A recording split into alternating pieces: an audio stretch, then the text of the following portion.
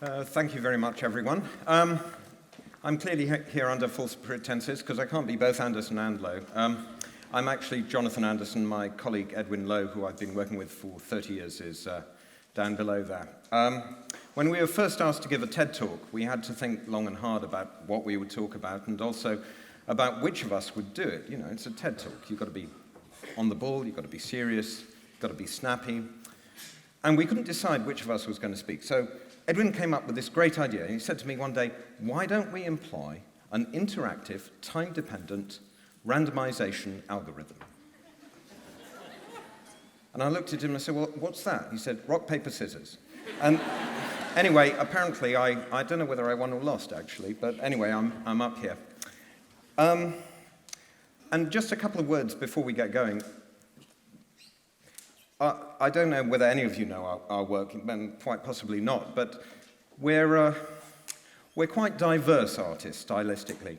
And I just wanted to explain something about that because it's very relevant to what we're going to say later.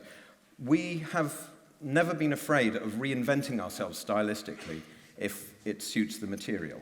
We always want to find the maximum expression we can for any project that we're doing.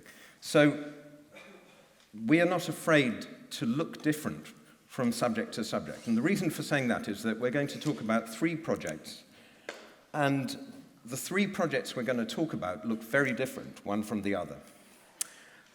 And the theme behind them all is that if you look at the world differently, if you keep your senses sharp and alert, you can find magic absolutely anywhere, and wonderful things can result.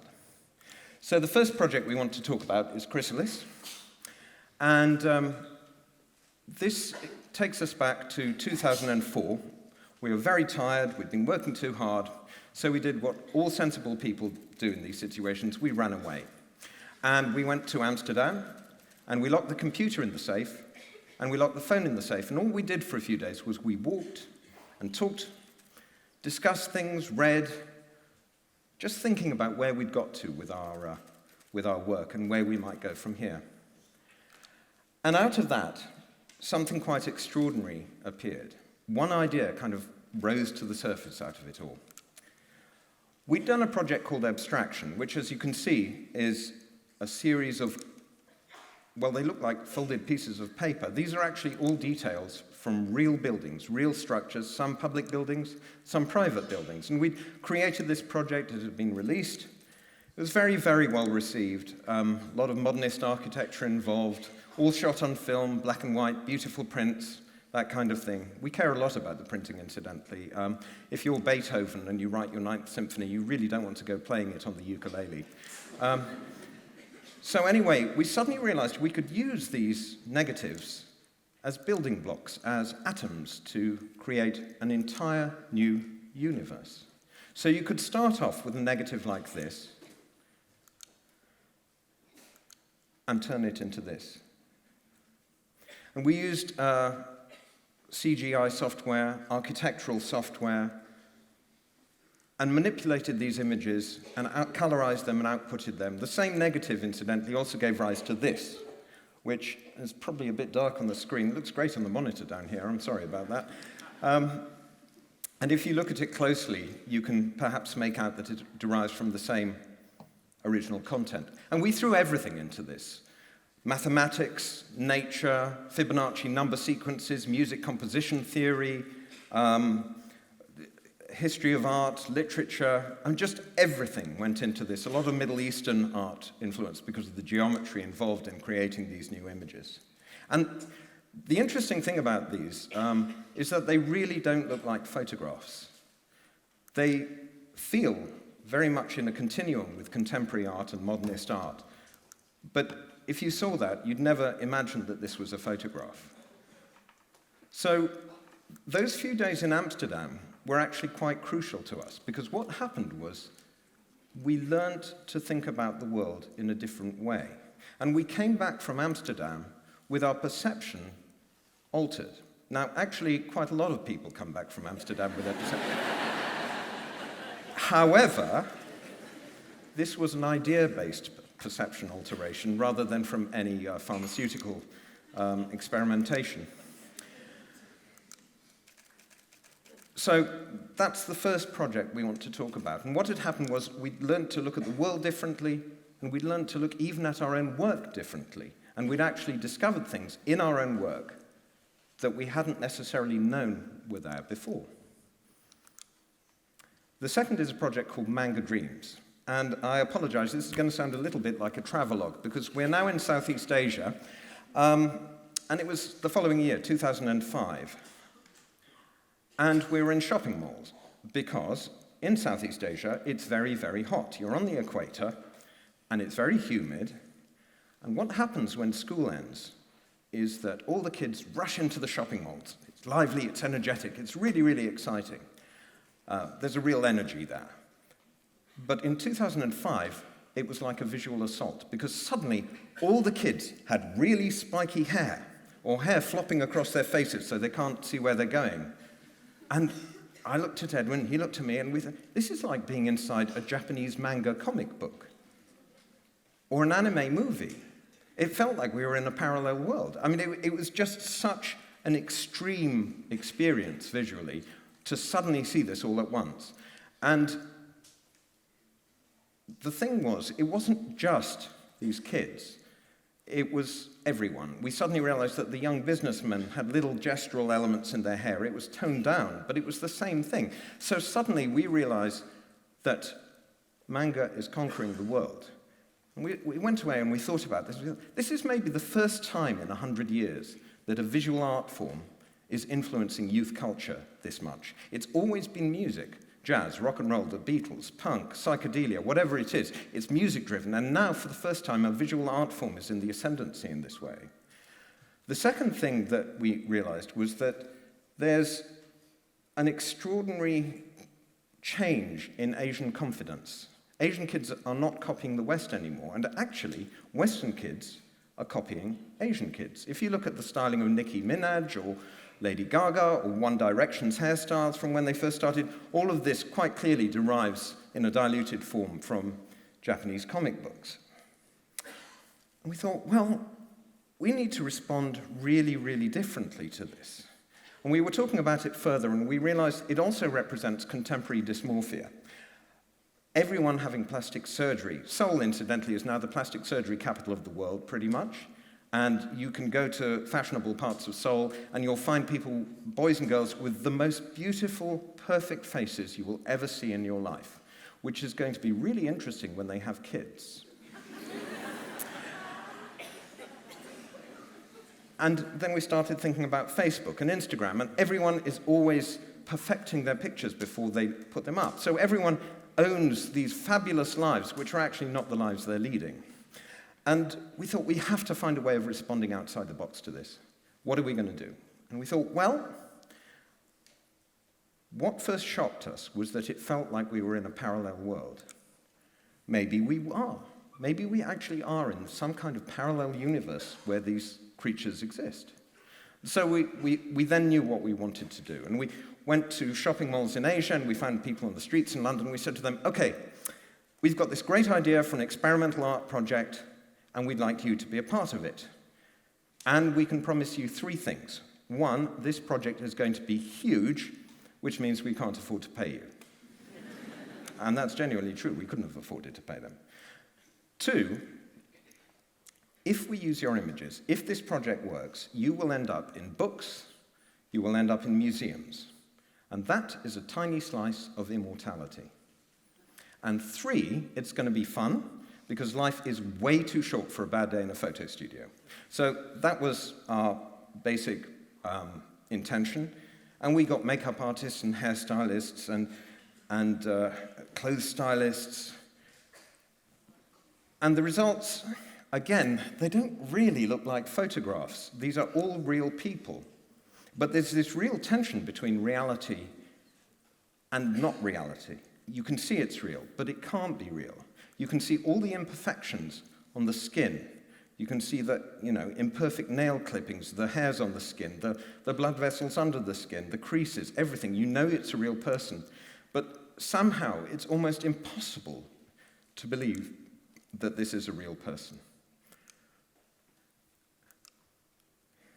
And so we created all these images, It was a long, long process. I mean, the first idea was 2004, 2005. We actually finally released the project in 2011. It was a very slow incubation period. And a lot of the pictures we left blank like this, just with a studio behind it. But for some of them we created on the computer afterwards, we created tableaus. And so this, again, it's challenging the idea of what am I really looking at? And what's the truth of what I'm looking at?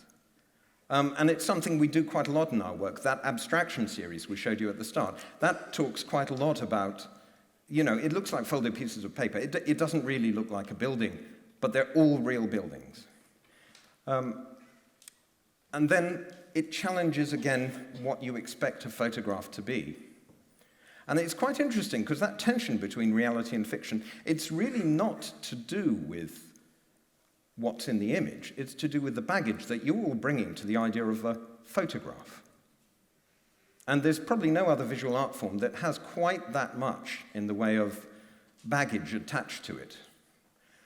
And the third thing it touches on is something we use a lot in our work. It's one of the reasons we were artists for the Olympic Games, is that it's to do with the heroic and the mythic. And these are things we explore a great deal in our work. And one of the side effects of that, or one of the very nice consequences of that, is that although you guys probably don't know who we are, I pretty much guarantee you've all seen our work, because we were approached by Lucasfilm and created images that we used for Star Wars 7, including in the poster. So you actually all know some of our work already, and it was directly because of this project that they came to us. So talking about mythic things brings us to the third project, which is called Voyages. And anyone of you who's been looking at our Instagram account will know that we've been going on endlessly about this, because it's on exhibition right now at the Science Museum until the end of the month. But this is a very, very interesting and very new project. Anyone remember the final scene from Raiders of the Lost Ark, where the Ark of the Covenant, it's put in a crate and it's wheeled into this enormous storage area? Well, places like that actually do exist. The Science Museum in London shows less than 5% of what it owns. And it's a big museum, as I'm sure some of you know. And so we happened, for other reasons, to find ourselves in the Science Museum storage facility. And we came across a huge collection of model boats. And they're all in crates, but the sides and the ends of the crates are wrapped in opaque plastic, so you can actually look inside. And we were looking at these, and there was just something strange, really strange about this. And we couldn't quite work out what it was until Edwin did a snap on a small camera. And he just said, "Jonathan, look at this." I kind of looked, and I looked at him, and we both looked, and we both looked at each other, and we just went, "Oh my God." Because what had happened was the plastic had completely redefined the models. All the obsessive detail that the model makers love to put into these boats, all of that was gone. And instead, what had happened was all sense of size and scale had been completely removed. And so they looked like real boats. And they looked like real boats at sea. And they looked like paintings of real boats at sea. So we went to the Science Museum, and the conversation went something like this. "Dear Science Museum, we would very much like to photograph your model ships. Dear Anderson and Lowe, that's great. We'll take them all out of the crates. Dear Science Museum, please don't do that. If you do that, we won't photograph them." Eventually, after some negotiation, we did get to photograph them in the crates exactly as they were. You can't really blame them. It's a slightly ridiculous idea. Photographing model boats through plastic doesn't sound like the best premise for an art project. But anyway, what then happened, we discovered, was while we were photographing, there was a series of panicked phone calls to the director's office asking if they should stop us because we were doing all the wrong things. It's an absurd idea, but as Einstein said, if an idea isn't absurd, there's no hope for it. So these images are the result. And while we were making these images, the strangest thing happened, because we weren't just thinking about paintings, which obviously we were thinking, Turner, Iwasowski, Aschenbach, all these people, Rembrandt, people who drew ships and the sea and so on, but also authors like Hemingway and Melville and Conrad and C.S. Forster, Horatio Hornblower. All this stuff was going through our heads, cascading through music, Benjamin Britten, Ravel, Debussy, all these stuff, Greek mythology, Odysseus tied to the mast, listening to the Song of the Sirens. And actually, all these references that we were thinking about became like a siren's song to us, trying to get us to set these boats free up on the sea.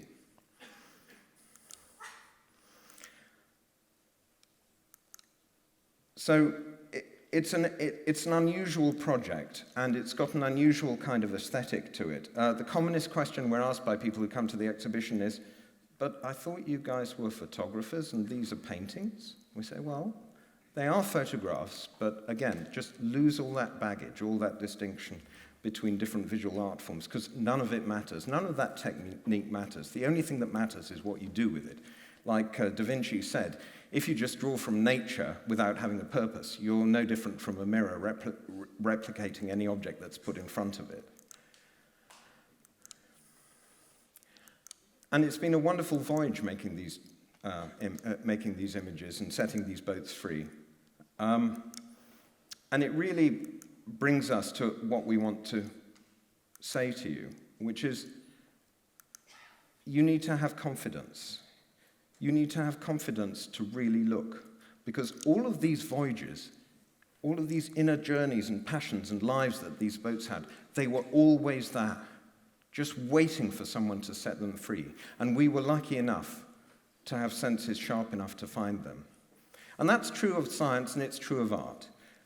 If you look at the world in a different way, if you see things differently, you can make a difference. It's as true of Picasso as it is of Isaac Newton. Marcel Proust said that the real voyage of discovery consists not of seeking new landscapes, but in having new eyes. And Yeats said that the world is full of magic things, patiently waiting for our senses to grow sharper.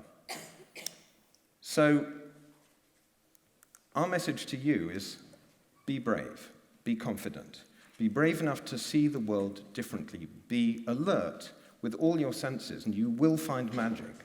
You'll find it in the most unlikely places, like a storeroom. You'll find it in shopping malls. You'll find it just by chatting. And then you can go on these amazing voyages and journeys, and it'll give the world something special. It'll give you something special as well. Oh, and sometimes, don't forget to lock your computer in the safe. Thank you very much.